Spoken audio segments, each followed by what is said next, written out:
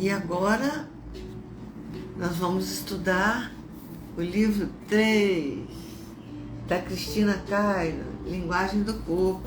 O nosso propósito de estudo nessa série de encontros é falar do aspecto da metafísica, doença sob a ótica da metafísica. Você tem uma doença no seu corpo físico, acontece uma questão qualquer, e você pensa, de onde que veio essa doença? Por que eu estou doente? Será que Deus fez isso comigo? Será que eu mereço? Então, eu motivada por uma cliente querida, que já vem com um diagnóstico, com as questões há bastante anos, de doenças, lesões na coluna, e eu me motivei a fazer essa pesquisa para ela. Então, o primeiro livro que eu procurei foi os livros da Cristina Cairo. Para quem se interessar em olhar as outras lives lá anteriores, o primeiro foi esse aqui, Linguagem do Corpo, onde eu tirei vários aspectos, dei pinceladas, né? Porque não tem condição de, em tão pouco tempo, aprofundar em nenhuma doença. Mas só para a pessoa ficar sabendo que existe um porquê, tá? Também encerrei já esse livro, dando pinceladas em alguns aspectos, e hoje nós estamos começando aqui no terceiro livro, todos da série Linguagem do Corpo, a doença através da metafísica. Então, eu separei, um livro bem grande, mas eu separei só algumas partes onde se fala a respeito da doença e a sua origem no campo emocional, no campo psíquico, tá? Aí, para hoje, eu separei uma parte, que é o capítulo 1, como acabar com os vícios. Eu tenho certeza, assim como eu, que todo mundo que tem um vício gostaria de se livrar dele, só que não sabe como, né? Então, eu vou abordar isso. E vou fazer o possível. Aqui vou falar do álcool, da maconha, da cocaína, metanfetamina, cafeína, nicotina e os principais, né? E uma abordagem histórica. E depois, no final, se houver tempo, eu vou falar de significado psicológico da doença. Eu vou tratar, isso eu estou seguindo a ordem do livro, por isso que eu estou abordando os assuntos assim, tá? Aborto e dificuldade para engravidar. Se você conhece alguém, se é o seu caso, que teve um aborto, como é que fica isso na metafísica, tá? Então, eu puxei isso. Se não der para falar hoje, porque a parte de vícios é bastante extensa, a gente já sabe que quinta-feira que vem você pode vir para cá. Agradeço a presença de quem está aqui prestigiando. Então, vamos lá, pessoal. Eu vou lendo e vou comentando com vocês. A Cristina fala assim, pedacinhos também, eu não posso ler o livro todo, né, gente? Como acabar com os vícios. E ela fala assim, todo tipo de vício causa desordens ou até tragédias nas famílias, nas empresas e, consequentemente, na sociedade. Nós sabemos disso, pela extensão, né? O mundo luta contra as drogas, mas elas sempre existirão, pois são substâncias encontradas na natureza e que, industrializadas, tornam-se medicamentos, materiais para escritório, marcenarias, combustível em geral, condimentos para a cozinha e muitas outras finalidades que a natureza coloca ao nosso dispor. Porém, muitas pessoas transformam essas substâncias em drogas nocivas. Tem um ditado muito antigo que fala que a diferença entre o veneno e o remédio é a dose. Né? Você já deve ter ouvido, um filósofo antigo falou isso. E aí ela vai explanar sobre o vício. O que precisa ser compreendido pelo ser humano é que temos inteligência suficiente para transformar todos os minerais e vegetais naquilo que precisamos para o nosso corpo e nossa mente. Portanto, cada pessoa instintivamente se alimenta ou se medica conforme o que o seu cérebro está exigindo. O viciado em drogas mostra a necessidade de conhecer mais sobre as suas próprias capacidades mentais, físicas e espirituais. É uma forma de desligar-se do presente insatisfatório. Quem busca droga está sempre numa vibração de insatisfação e atingir sensações diferentes ou mais elevadas. O próprio viciado não percebe que está fugindo de si mesmo, mas acredita que está mergulhado em seu eu. Muitas pessoas que tomam apenas um drinkzinho diário não suportam quando alguém lhes diz que elas estão viciadas, pois consideram normais e inofensivos esses momentos de descontração. O cérebro possui as mesmas químicas que qualquer droga e, por isso, estas se identificam e se atraem quando o cérebro não está fabricando aquelas enzimas. Então, ela cita aqui um médico da Califórnia, nos Estados Unidos, e diz que até o famoso cafezinho é uma forma de se automedicar. E eu sou obrigada a admitir que é o meu caso. Eu acordo de manhã, eu tomo café solúvel. Enquanto eu não tomo uma xícara, uma caneca de café, eu não sinto que o meu dia começou. Isso é vício. E eu sei que causa diversas alterações no nosso organismo, no nosso cérebro, né? Nem se fale do cigarro.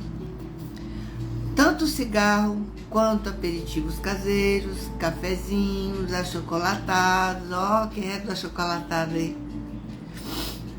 Certos chás, quanto LSD, cocaína, maconha, ópio e outras drogas, tem a finalidade de trazer a pessoa ao equilíbrio emocional ou levá-la a uma situação interior melhor, porque atuam diretamente na química do cérebro como um remédio, porém a destroem em seguida.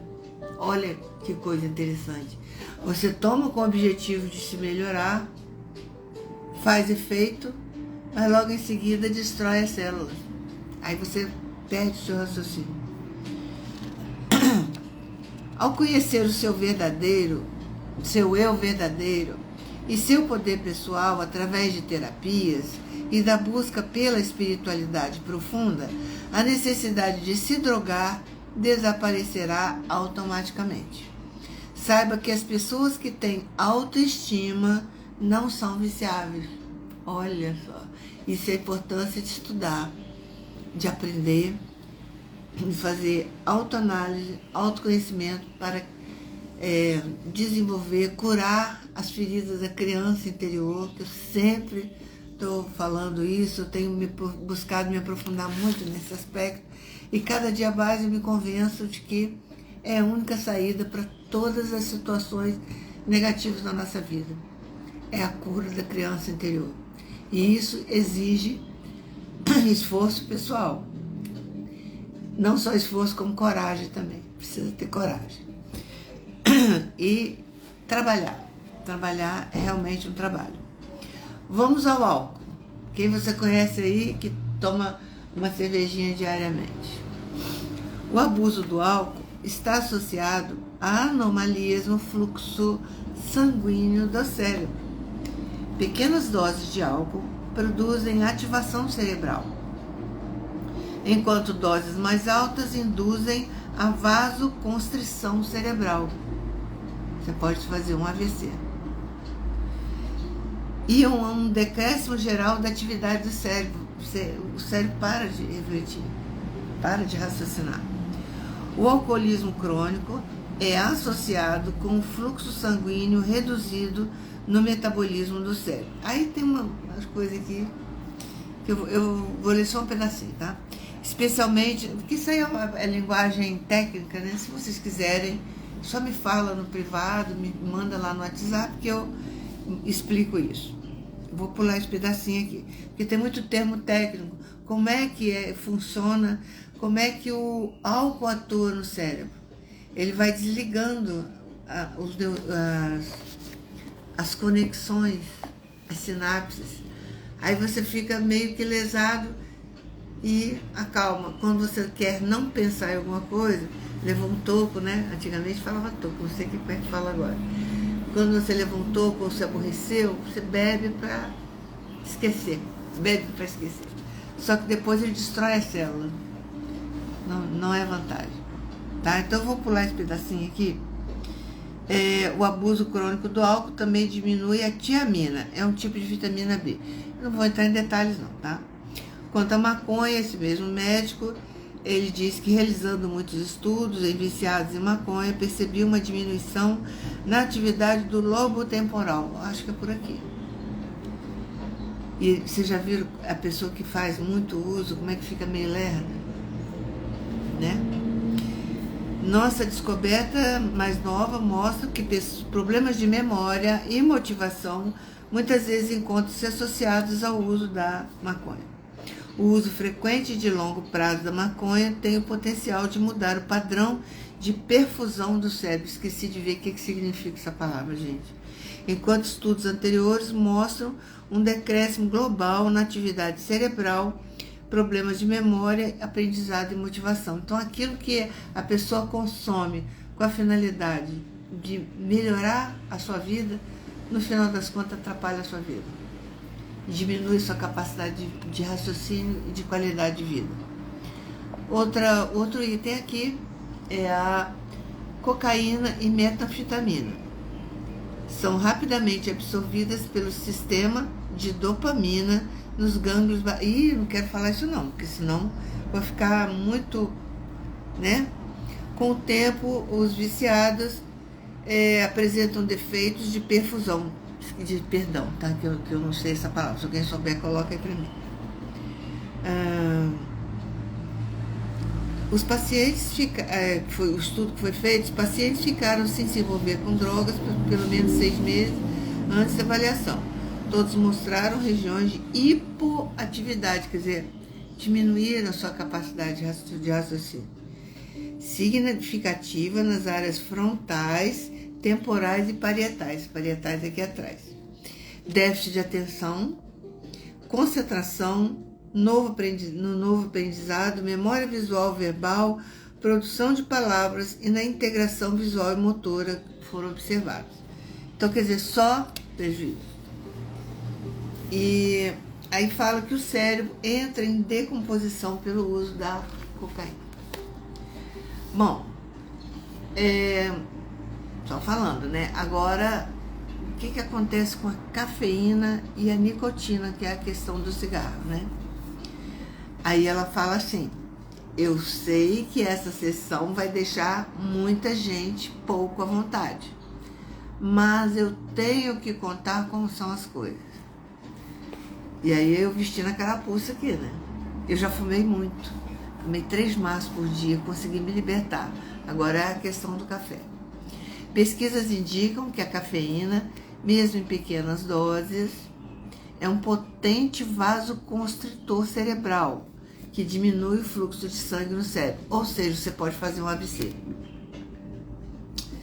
Quanto mais cafeína você consome, e outro detalhe, a cafeína é encontrada no café, no chá, na maioria dos refrigerantes, olha só, no chocolate e em muitos remédios de gripe. Cafeína não é só no café, não. Tá? Mas quanto mais você consome a cafeína, mais hipoatividade, quer dizer, menos atividade ocorre em seu cérebro. Muitas pessoas, pacientes de DDA, que é déficit de atenção, usam cafeína como estimulante do cérebro. O problema da cafeína é que, ainda que a curto prazo ela possa ajudar, eu tomei um cafezinho agora, meu dia pode começar, eu já estou me sentindo melhor. A longo prazo pode piorar tudo. Isso é diretamente para mim, tá? Daí você começa a perseguir a hipoatividade causada pela cafeína com mais cafeína, piorando a já difícil situação no cérebro. O uso periódico da cafeína não é provavelmente um grande problema. Daí você começa o uso contínuo e diário, mais de 3 xícaras de café por dia é um problema e precisa ser detido para manter um cérebro saudável. No meu caso, eu tomo de manhã quando acordo, mas é uma caneca generosa. Cabe salientar que o estimulante do cérebro, Ritalina, Adderall, vocês devem ter ouvido falar, quem tem essas dificuldades, né? Em doses terapêuticas, aumentam a atividade do cérebro. Então, essas explicações deveriam ser suficientes para qualquer pessoa viciada em drogas de todas as espécies, para que essa pessoa parasse imediatamente com o seu consumo. Mas não é isso que acontece, pois o cérebro atua de uma forma compensatória para se autoestimular para a vida. Na verdade, quando o organismo reclama da falta ou do excesso de substâncias, como a nicotina, é porque a mente e não o cérebro está doente. Os hormônios endócrinos afetam a mente e quanto mais desorganizada a mente, mais hormônios estressantes são lançados no sangue pelas glândulas. A mente domina o corpo, como vimos no tópico da medicina quântica, foi um outro tópico. E só podemos dizer que o corpo domina a mente quando se está impregnado de toxinas devido às emoções e aos pensamentos negativos que tivemos. Aí a mente perde o controle de perceber a realidade, pois está submersa em confusões psíquicas. Neste caso, a pessoa precisará de uma assistência profissional. Você tem que procurar um profissional para te ajudar.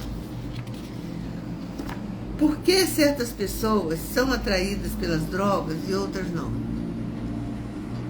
Não tem isso, toda família tem, gente. Não adianta você falar, ai, não quero saber disso. Toda família tem alguém propenso e outros não. Por que pessoas que aparentemente têm paz, têm amigos, estabilidade financeira, se entregam às drogas? E pessoas que estão submersas, quer dizer, estão afundadas em problemas de todos os tipos, não procuram as drogas.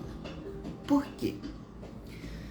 Então, o outro tópico, ela diz assim, eu achei interessantíssimo. Viciados são catalisadores da casa. Olha que aspecto interessante. Catalisador é aquele que pega a sujeira de todo mundo, os problemas de todo mundo e concentra em si, né? O catalisador não é isso? E aí ela cita Santo Agostinho. Santo Agostinho disse, quanto maior o pecador, maior o santo. Se você tem um grande pecador, você precisa de um grande santo para salvar ele. O que mais acontece quando os familiares, aí ela quer citar, quando, por exemplo, você pega um membro da sua família e coloca ele num sanatório, numa clínica de recuperação, rehab, né? Em inglês fala rehab, né? E aí, o que acontece? Passa 3, 4 meses, a pessoa está limpa, maneira de falar, limpa, e aí volta para casa. Ah, mas voltou para casa, e aí? O que mais acontece, é o que ela fala, quando os familiares recebem de volta aquele membro, é não estarem preparados para lidar com ele. Muitos pais e irmãos não sabem se o tratam como um doente ou como um pervertido que poderá se rebelar inesperadamente. Todos que perdem o contato com a realidade, que é o caso dessas pessoas, devem ser tratados. Mas será que, julgando pelas evidências, é possível avaliar as causas verdadeiras dessas anormalidades? Será que o sujeito desequilibrado Não seria alguém muito especial precisando canalizar a sua força interna para um objetivo grandioso?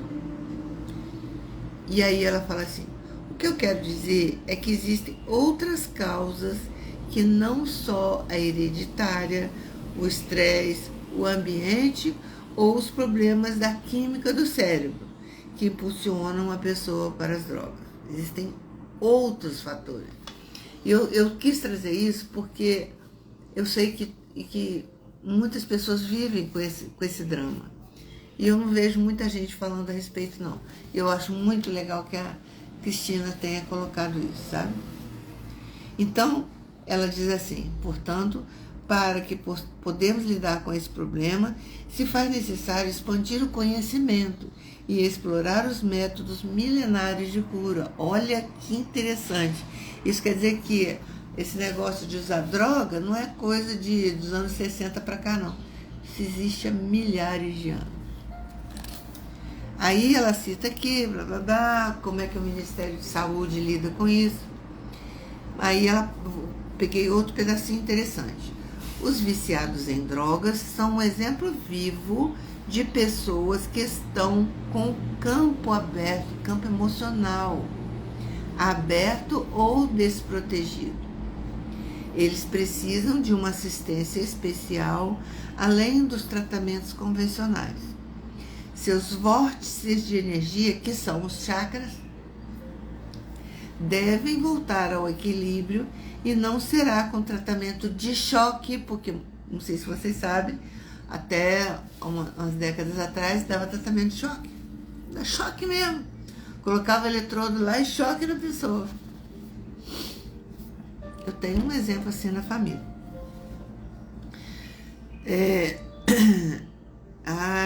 Tá.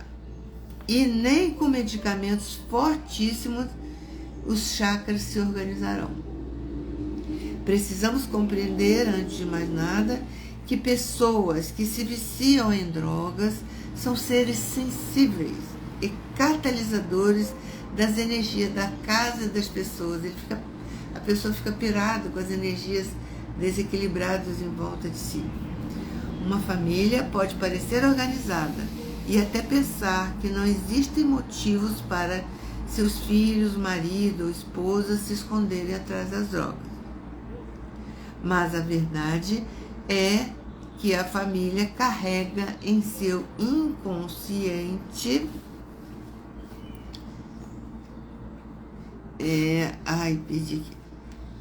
raivas, ressentimentos, repulsas, medos, insatisfações consigo ou com o mundo e até queixas secretas contra pessoas íntimas ou estranhas.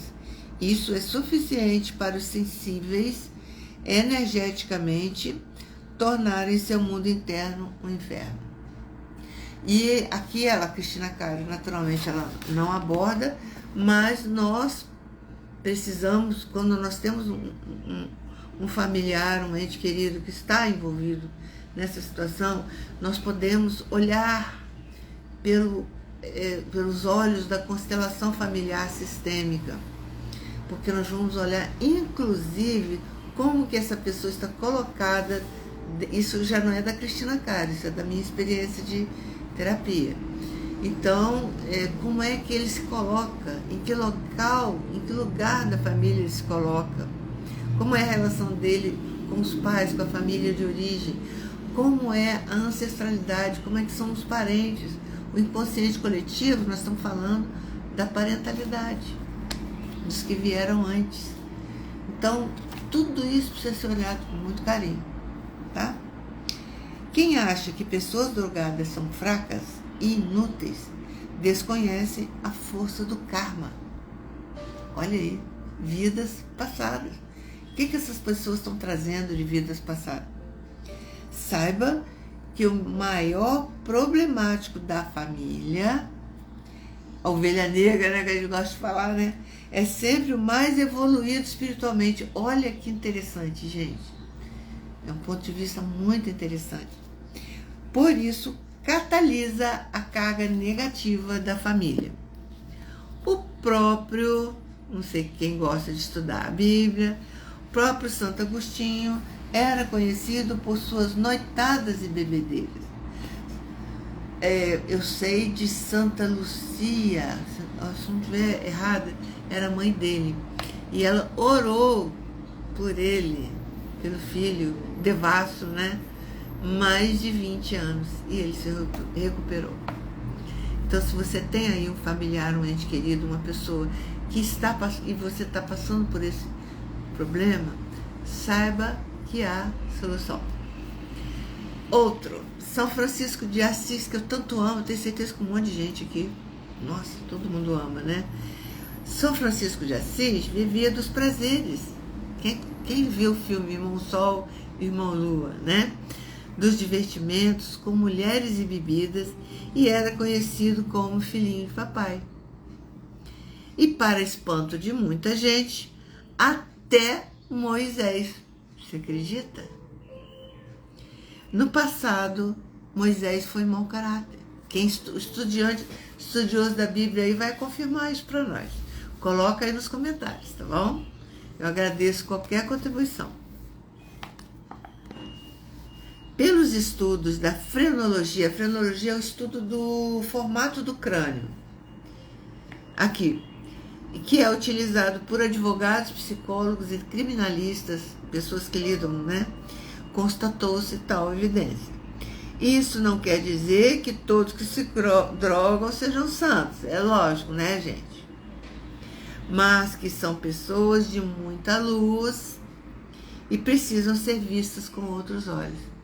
Eu tenho certeza que esse é um ponto de vista totalmente diferente que você nunca ouviu falar. Eu nunca tinha ouvido falar desse ponto de vista. E a Cristina Cairo é uma produtora de conteúdo, uma escritora, professora, dá muitos cursos há décadas, altamente gabaritada e confiável.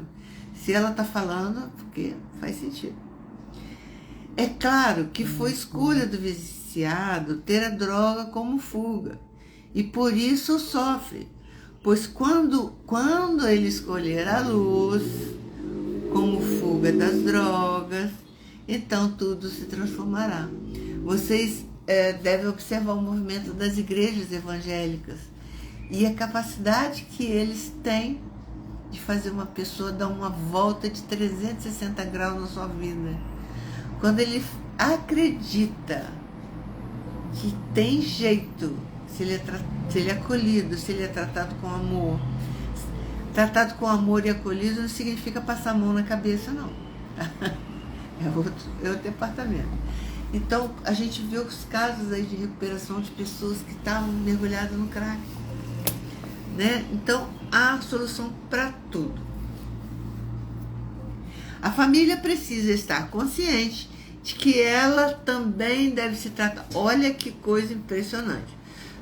Existe uma irmandade que você já deve ter ouvido falar, que é a AA, Alcoólicos Anônimos. Existe uma irmandade que chama NA, Narcóticos Anônimos.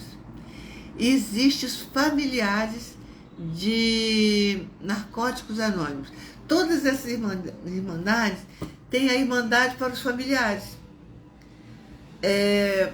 Se eu não estiver esquecendo, se eu não estiver enganada, os familiares de Narcóticos Anônimos é Naranon, tá? E de Alcoólicos Anônimos é Al-Anon. Pode colocar no grupo aí, que deve ter uma reunião à sua disposição em qualquer cidade, em qualquer bairro da sua cidade, porque eles se unem e fazem reuniões para ajuda mútua. Se tratam como pessoas, né? Porque um entende a dor do outro. Então, aquele que já melhorou um pouquinho ajuda a puxar o que está. Agora, é fundamental, extremamente importante e vital que os familiares, aquelas pessoas que conviveram ali, façam esse tratamento. Senão, não acontece a cura. Porque a gente sabe que são os familiares que, por incrível que possa parecer, são eles que favorecem o vício. Incrível, né? Vamos ver se ela fala mais um pouquinho aqui. Então tem o estudo aqui, eu me perdi um pouquinho aqui, isso não quer dizer que todos, claro que foi a família precisa estar consciente de que ela também deve se tratar, de verdade. Por mais que o viciado tenha mostrado ser o rebelde da casa, não significa que só ele esteja doente. Como eu disse, ele catalisa as energias e angústias do inconsciente das pessoas e não sabe como lidar com essas forças. Ela fala aqui de seitas religiosas, indígenas, tem pessoas que fazem uso de ayahuasca e se dão super bem. Seitas religiosas, como eu falei aqui, os evangélicos, tem outras, né? Quase todas as religiões se dedicam de uma forma bastante assim efetiva a ajudar pessoas com questões de drogas. E se a pessoa levar a sério, consegue, tá? Agora, uma curiosidade. Como os drogados eram tratados na antiga Grécia? Olha que interessante, porque a gente acha que isso é coisa que vem de agora, isso é antigo, gente. 3.000 anos antes de Cristo, a Grécia tinha uma visão humanista. Para os gregos, se algo existia, tinha sentido e era importante. Mesmo aqueles que tinham defeitos, né, eram importantes, pois a mãe natureza os criou, então fazia sentido. Havia filósofos que eram psicólogos, arqueólogos, médicos, astrólogos e etc. Até hoje a gente bebe, né, aprende tudo que foi ensinado na Grécia Antiga. Eles interpretavam os indivíduos desviantes, como eram chamados, tanto os drogados, doentes mentais, deficientes físicos, delinquentes, como seres em desequilíbrio com a natureza. Para que fossem curados, eram colocados de volta na natureza, nos sítios de recuperação, onde havia água e só se alimentavam de produtos que a natureza produzia. Era uma alimentação vegetariana, sem nenhum produto de origem animal. Usavam medicamentos naturais, chás, xaropes da natureza. Havia monitores que se responsabilizavam por um grupo. A casa não possuía portas, para que todos se sentissem livres, e os homens dormiam em aposentos separados das mulheres. Os monitores usavam os elementos da natureza para exercícios.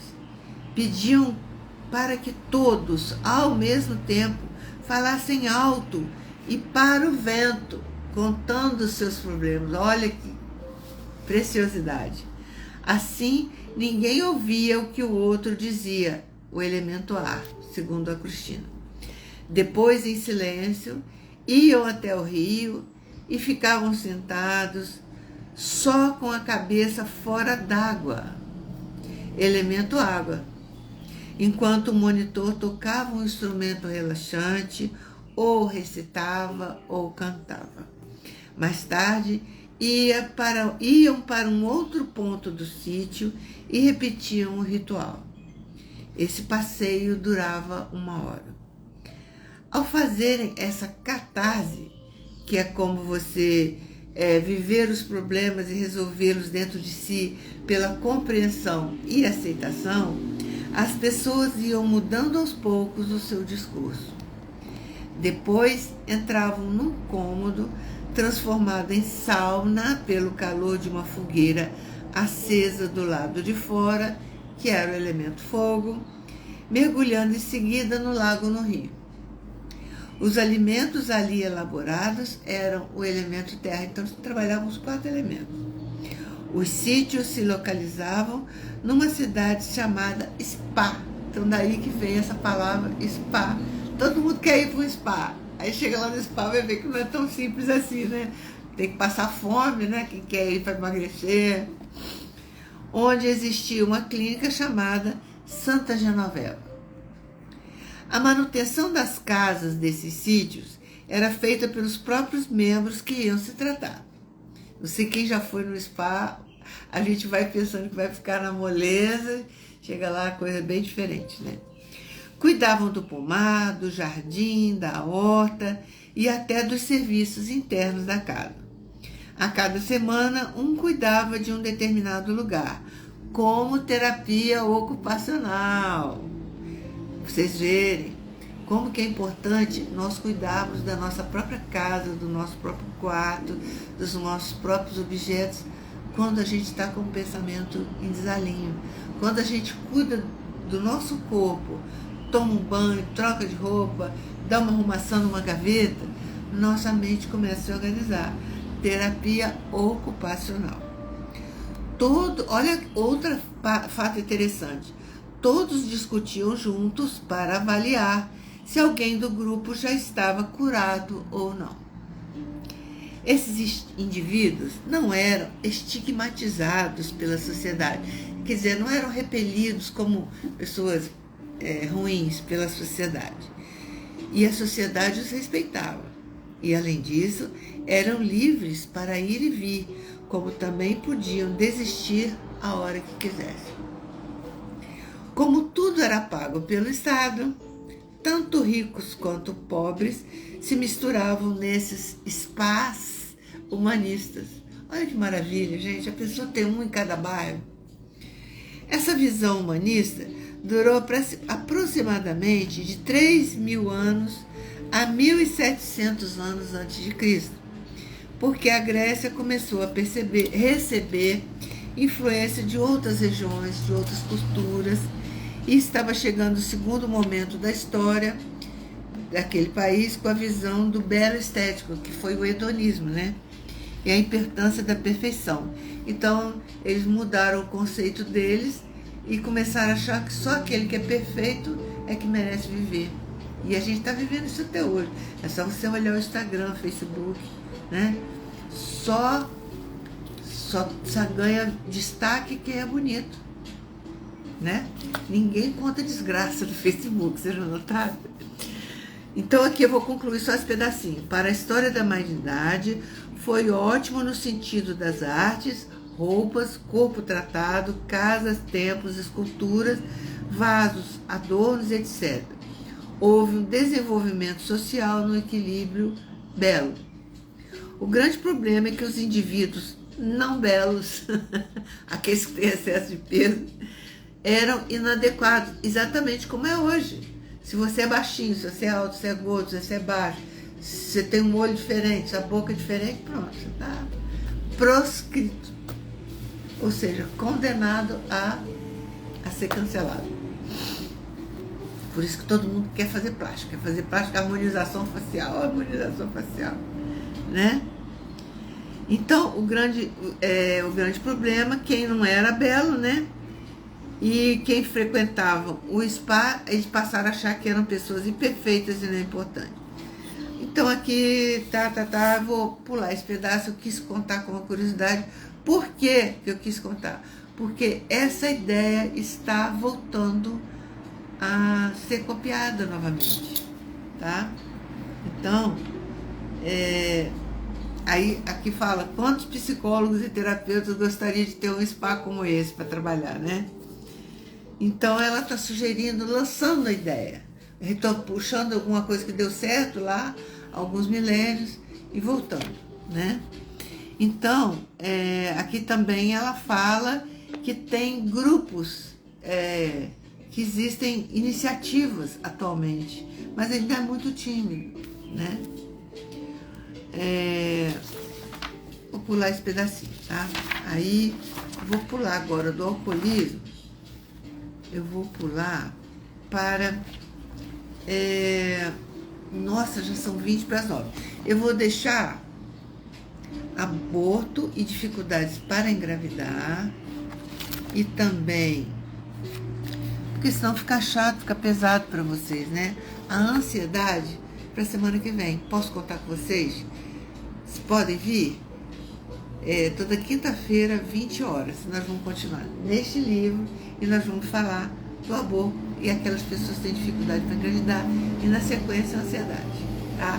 Um forte abraço, fiquem com Deus, comentam e compartilhem para outras pessoas. Tá? Até quinta-feira que vem.